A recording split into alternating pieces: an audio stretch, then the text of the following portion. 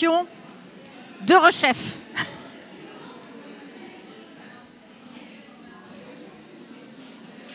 Alors,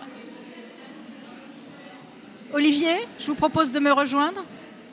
Je vous propose de vous installer, de trouver une place.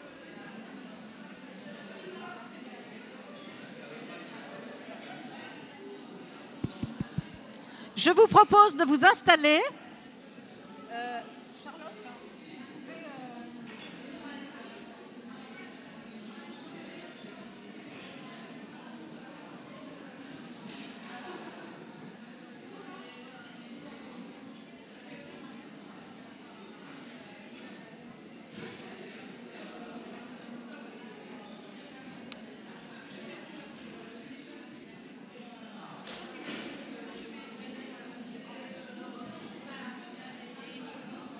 Je vous propose de rejoindre vos places.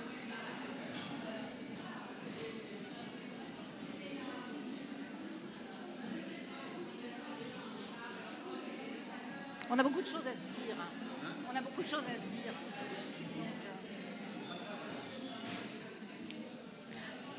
Alors, je vous propose de commencer. Et nous avons l'honneur d'avoir Olivier Mousson avec nous qui nous accueille dans ce magnifique hôtel de l'industrie que ce matin Sylviane nous a présenté un peu plus dans le détail. Et Olivier, vous nous accueillez pour les assises. Ce matin, c'était notre assemblée générale et donc nous allons ouvrir nos assises avec vous aujourd'hui. Je vous laisse la parole. Madame la Présidente, merci. Je suis ravi de vous accueillir. Alors, je crois que le public n'est pas le même que ce matin, donc bon, il y a peut-être avoir des redites, mais quelques mots quand même sur l'association. Cette association, Société d'encouragement pour l'industrie nationale, a été créée en 1801, à l'initiative de Bonaparte, premier consul. Et c'est une des premières associations, et c'est aussi la première association reconnue d'utilité publique. C'est-à-dire qu'on est reconnu d'utilité publique. Le statut d'utilité publique a été inventé pour nous en 1824. Donc on va fêter cette année le bicentenaire des associations d'intérêt général et d'utilité publique. On va faire un colloque au mois de septembre sur le sujet. Alors, qu'est-ce que c'est que cette association? C'est la société civile qui se dit il y a une révolution industrielle, puisqu'on est en 1801, c'est le début de l'industrie. On a pris du retard par rapport aux Anglais. Donc, il faut qu'on se bouge et il faut que tout le monde s'y mette, à savoir à la fois les entrepreneurs, à la fois les scientifiques, à la fois les hommes politiques, à la fois les fonctionnaires. Et donc, on sait, les entrepreneurs, bien sûr, et donc c'est un peu notre ADN. C'est qu'on est composé de bénévoles, et on peut recevoir des dons, et avec ces dons, on en fait une maison d'innovation, on encourage les innovateurs, on encourage les entrepreneurs, on encourage les associations. Bon. Et ça fait 220 ans qu'on existe, et on a la chance d'être toujours propriétaire de ce lieu depuis 1840, 50, etc. Et on a aidé tous les innovateurs, tous les entrepreneurs, voilà. Alors, bien sûr, là, c'est les anciens présidents. Oui, il n'y a pas beaucoup de femmes dans les... Bon, mais voilà. Mais moi, depuis que j'ai pris cette présidence, j'essaie de faire en sorte qu'il y ait plus de femmes. Voilà. D'abord, et Sylviane peut en témoigner, maintenant, on n'est pas encore à la parité, mais dès que je peux, je suis ravi d'accueillir donc des associations comme la vôtre, comme Jamais sans elle, comme Grandes Écoles au féminin, qui viennent régulièrement faire leurs événements ici, parce qu'on est un peu le lieu d'accueil des associations. Et puis, je dirais, maintenant, on a une deuxième raison de s'adresser aux femmes, c'est qu'on manque cruellement de main-d'œuvre, de matière grise dans le domaine des études d'ingénieur, du métier d'ingénieur, du métier de l'industrie. Et il faut qu'on encourage les femmes à leur dire, écoutez, on a besoin de vous. On a besoin de vous dans les entreprises industrielles, on a besoin de vous pour construire la nouvelle révolution industrielle. On voit bien tous les jours que les entreprises où il y a une plus grande mixité marche mieux que les autres. Donc on a un certain nombre de programmes.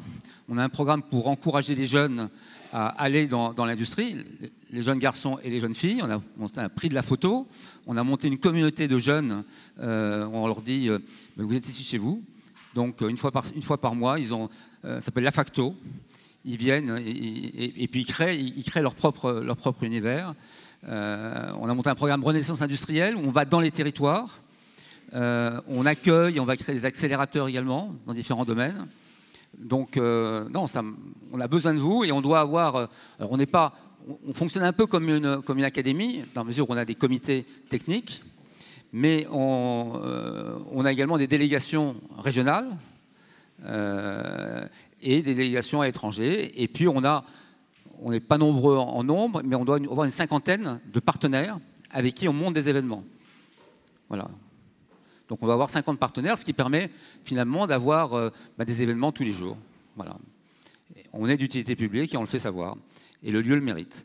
Merci à vous et puis bon après-midi. Hein. Et peut-être effectivement, parce qu'il y a une deuxième... non, c'est pas ça ? Voilà. Et dans le cadre de Renaissance industrielle, on monte cycle regard de femmes, les jeunes femmes dans l'industrie. Il y aura une conférence avec le soutien de TOGAP, donc le 23 avril, donc très bientôt. Donc on se reverra, j'imagine, à ce moment-là. Très bonne journée. Merci. Merci. Merci, Monsieur le Président, de nous accueillir avec tant de chaleur dans ce beau bâtiment. Alors, je vais donc ouvrir les assises de l'après-midi, si vous me le permettez. Et ces assises, comme nous le disions ce matin en Assemblée Générale, est-ce que vous m'entendez bien? Est-ce qu'il y a suffisamment de retours? Oui. Eh bien, ces assises, comme chaque année, en fait, elles coïncident avec l'anniversaire de TOGAP, puisque, comme je le disais ce matin, non seulement nos premières assises, on les a faites ici, mais on les a faites ici parce que nous avons lancé le collectif, avant même qu'il soit une association, ici. Nous étions quelques-unes en haut, dans un petit bureau, et puis une semaine plus tard, il y avait le confinement à cause du Covid, mais comme de toute façon, sky is the limit, comme dit Claire et comme disent d'autres, il n'était pas question que le Covid nous arrête.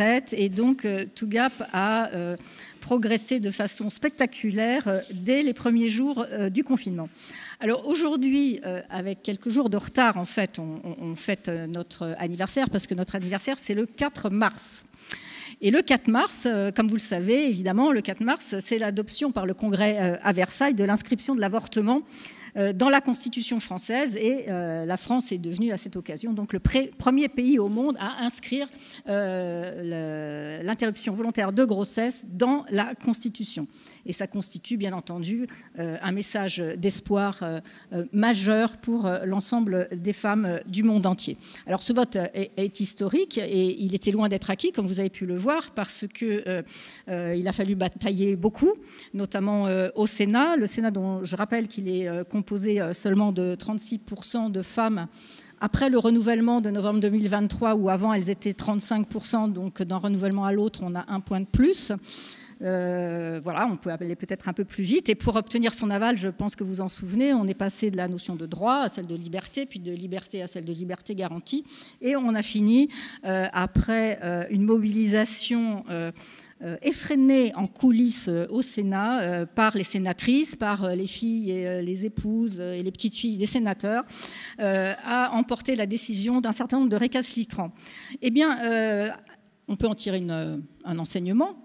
L'enseignement, c'est que ça illustre le fait que le partage de la décision entre les femmes et les hommes, à égalité entre les femmes et les hommes, partout, à tous les niveaux, est absolument essentiel pour répondre aux attentes de la société tout entière. Alors évidemment, le 4 mars 2024, c'est un bel anniversaire, c'est un beau cadeau d'anniversaire. Nous n'y sommes pas, nous, en tant que réseau spécifiquement pour quelque chose de façon directe, mais nous l'accueillons comme de bons auspices. En revanche, en 2023, nos réseaux ont une fois de plus,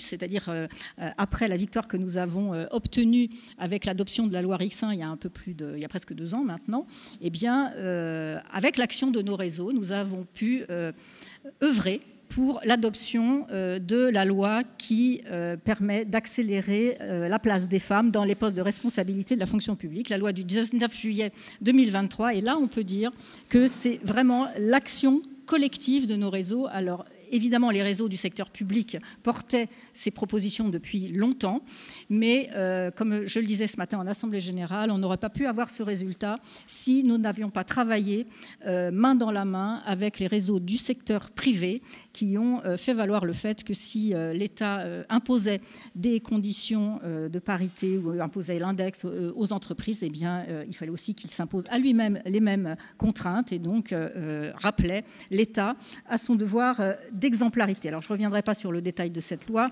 mais qui est une loi absolument fondamentale, qui va bien au-delà de la première loi qui concernait la parité dans la fonction publique de 2012, la loi Sauvadet, à laquelle nous sommes très, très attachés, mais qui ne concernait qu'une petite partie des dispositifs, tandis que là, on est vraiment sur un dispositif beaucoup plus large, aussi bien sur la progression en fait, des femmes dans leur carrière, que sur la place des femmes dans les postes de direction et que l'application d'un index qui existe pour les entreprises, d'un index au secteur public.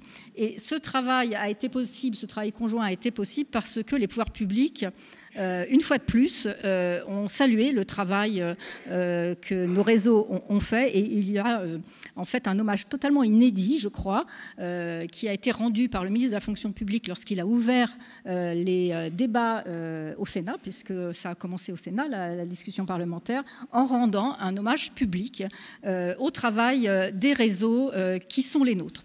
Et je dois dire que donc, ce résultat est vraiment à mettre au crédit de notre collectif, parce que nous avons une légitimité qui est tout à fait identifiée. On représente presque tous les champs professionnels. On a aussi une compétence qui est démontrée, une compétence parce qu'on connaît très bien les univers professionnels dans lesquels nous sommes. On sait transformer en règle de droit un certain nombre d'observations que nous faisons sur le terrain, et puis parce que nous sommes déterminés parce que nous avons la certitude que ce que nous portons, qui est l'égalité entre les femmes et les hommes dans la décision, dans le secteur public comme dans le secteur privé, partout dans la société, est en fait un levier de transformation majeur. Donc, belle avancée, belle victoire pour nos réseaux, mais nous avons aussi décidé de ne pas nous arrêter en chemin, et donc cette loi que nous saluons, évidemment, n'est pas totalement complète, parce que les dispositifs de parité qu'on impose aux fonctions publiques, eh bien, figurez-vous que l'Assemblée nationale et le Sénat n'ont pas souhaité qu'ils s'imposent aux fonctionnaires de leurs assemblées. Et donc, nous allons continuer à travailler sur ce sujet, comme sur d'autres, en rappelant les pouvoirs publics à leur exemplarité.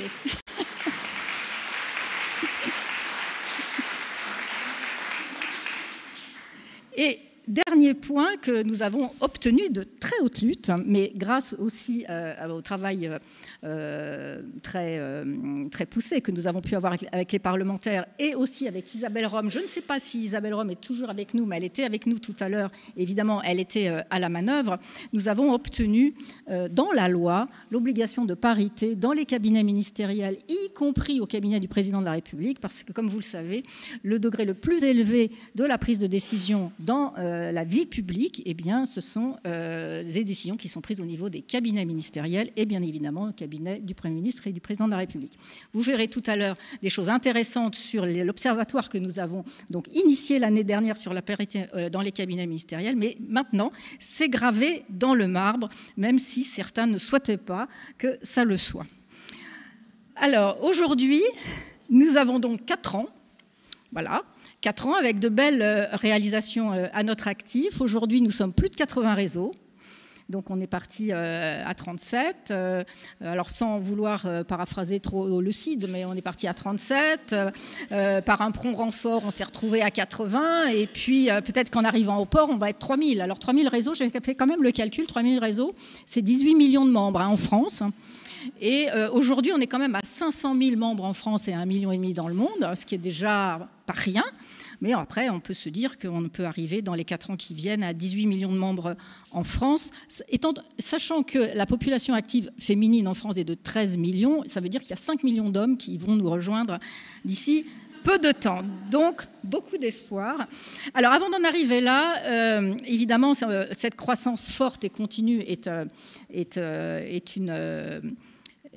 quelque chose qu'on doit pouvoir maîtriser, mais c'est une dynamique qui est alimentée en fait par à la fois la conviction et la détermination sans faille des unes et des autres et des différents réseaux, mais aussi je dois avouer que ça s'appuie aussi sur une joyeuse énergie parce que notre collectif, eh bien, il est joyeux et on se retrouve avec beaucoup de plaisir très souvent dans des horaires qui sont des horaires pendant lesquels on aimerait bien se reposer parfois et en fait on redouble d'énergie une fois qu'on s'est vu et parlé.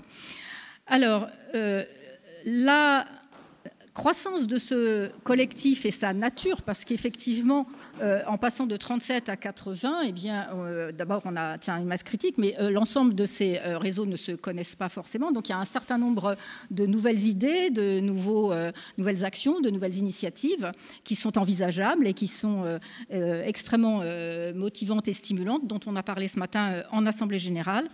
Et je ne vais pas détailler là le sujet, mais cette croissance aussi nous oblige. Elle nous oblige parce que nous devons mettre cette capacité qu'on a à peser sur le cours de l'égalité entre les femmes et les hommes en France, mais aussi dans le monde, et que ces victoires que nous, on a acquises, et encore on en a d'autres à acquérir au plan national, elles ne doivent pas masquer la progression en fait, de la violence contre les femmes dans le monde, la régression des droits des femmes dans le monde. Isabelle Rome nous en parlait ce matin.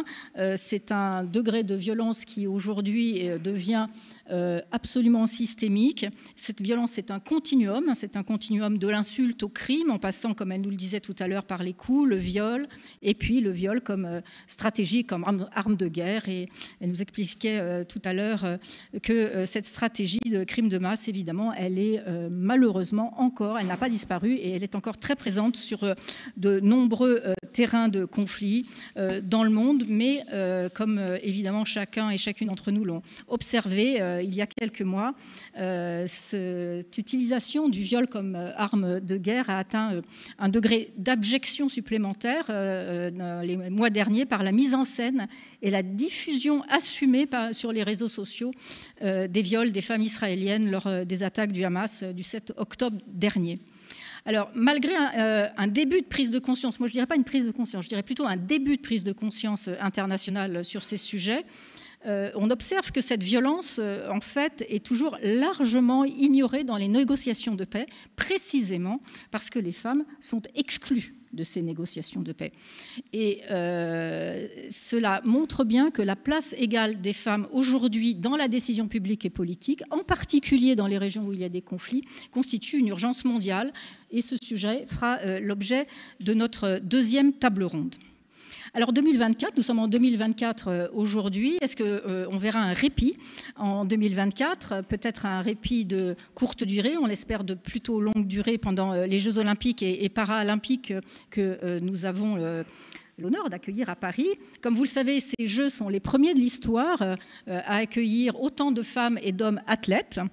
Et à cette occasion, dans cette perspective, Tougap a souhaité marquer l'événement et a lancé la semaine dernière, le 8 mars dernier, son initiative qui a été labellisée par le comité d'organisation des Jeux Olympiques. Ça a été labellisé Impact 2024, femmes sportives autour du monde. Alors pour celles et ceux qui n'auraient pas encore vu le lancement de cette initiative, je vous incite à aller sur le site internet de Tougap. Vous aurez toutes les consignes pour vous filmer. Il nous envoyait une petite vidéo qui fera le tour du monde avec le même message: je suis une femme sportive parce que je suis une femme olympique parce que le sport pour moi c'est. Et ensuite vous recevez un ballon du fuseau horaire précédent, vous envoyez le ballon au fuseau horaire suivant. Et nous avons déjà un certain nombre de vidéos tout autour du monde grâce à Femmes Chefs d'entreprise Monde qui fait passer le message dans toutes ces fédérations. Et j'espère que d'ici les Jeux Olympiques, eh bien, ce sera le même message qui va tourner comme ça tous les jours jusqu'en juillet de cette année. Alors, je ne voudrais pas être plus longue, simplement pour vous dire que nous avons aujourd'hui, nous rendons public le livre blanc annuel de Tougap, et nous avons bien entendu naturellement choisi le thème du sport, de femmes, sport et gouvernance. Nous vous présenterons tout à l'heure les principales conclusions de ce livre blanc.